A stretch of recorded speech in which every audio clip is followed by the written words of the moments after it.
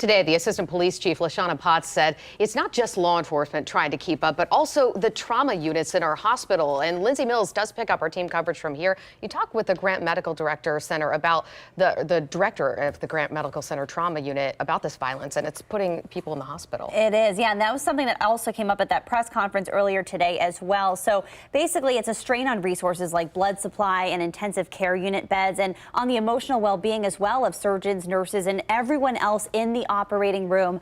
According to Dr. Urmil Pandya, Grant's medical director of trauma, this is the highest volume of gunshot patients they've ever seen. He says it's up 70% since the pandemic started.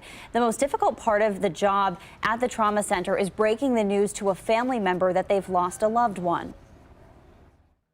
We actually train on how to do that. We sometimes have to talk about resilience and how we can emotionally cope with it when it continues to happen time and time again.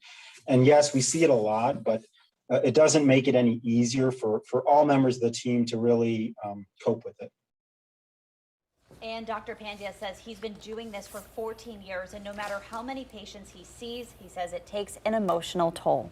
So we're talking about this emotional toll on the people who work there. Does the doctor you spoke with have a message for our community about this? Yeah, that's how we kind of wrapped up our conversation. I asked him, what's your message for the Columbus community? And he basically said it's up to all of us to come together to find a solution, to get to the core of what's happening. And he called on us to step up as a community to find that solution. The most important effort, he says, is prevention, to keep people out of the hospital.